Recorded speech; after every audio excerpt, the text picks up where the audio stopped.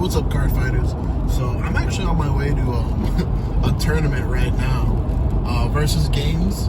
They're hosting a little 1K down at the Oviedo Mall today. So I was going down to that, see, try my hand, see how I do. Maybe I get some recording for y'all. Maybe I don't. But I actually want to talk about something with you guys that has been on my mind for a while, actually, is that I don't necessarily believe, myself at least, I don't believe that we need a really heavy ban list. But it's been on my mind, at least for like the past couple weeks, like, okay, if we did have a really heavy ban list for standard, what would that look like? And obviously the first thing that comes to your mind is Jet, Gandiva, if those decks kind of just like high roll you, and they're already pretty good by themselves, but them high rolling you just kind of feels disgusting. And I was thinking, okay, what is a way that we can hit what are considered the best decks in the format right now without killing those decks?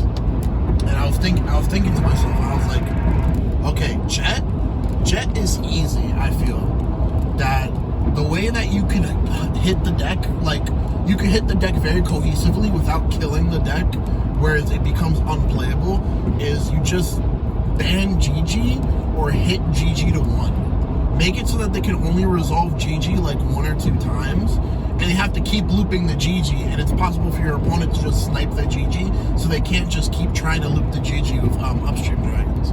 So I'm like, okay, that makes sense for Chrono Jet, because we still have Gungan Ram. Gungan Ram is locked into main phase, but Gungan Ram still allows them to draw. They still have the grade 3 stride fodder that when you use it to pitch stride, you draw a card.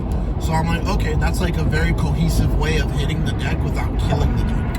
And then I was thinking over, okay, if you hit Chrono Jet, then automatically Gandiva becomes the best deck in the format. Even though people already consider Gandiva to be the best deck in the format, because like, oh, but Chrono Jet doesn't like it when you retire, it's bored.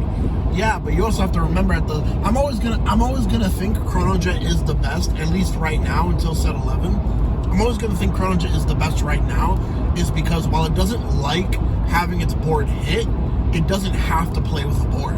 It can become very Vanguard centric and very flexible in its plays, to whereas it can really just play with a front row, or it can just play with a triangle, a unit behind the Vanguard, and then just 2 front rows, and just like boogie on down with that.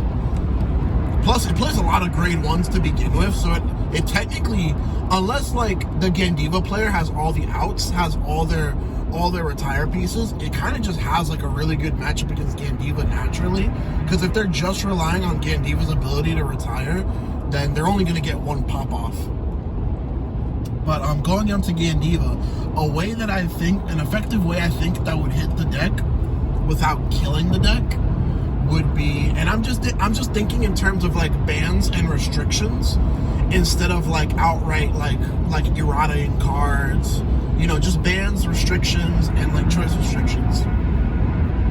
I would just ban, or because Bashir likes to limit things to 1, ban or limit to 1 the grade 2 that when your Gandiva Vanguard attacks, counterblast 1, bind itself face down, and you check the top 5 and you superior call something from that top 5. I'd ban that card, make Gandiva essentially the best 3 attack deck in the format. I think even if Gandiva can only make 3 attacks, I think that deck is still tier 1 in my opinion. In my opinion, at least, that deck can still tier 1. That deck can still do things. Its multi-attack is tied down to you having that card anyways, and then there's only a certain amount, because like the deck does have counter charge, but because you can only play that card at 4 copies, eventually you're just not gonna have it, or you're just not gonna draw into it. So I think if you really wanted to balance out Gandiva without like crippling the deck, I think that's the first thing I would go for. Just hit what what gives them the ability to like consistently multi-attack. That makes them like a really solid, if not the best, 3 attack deck out there.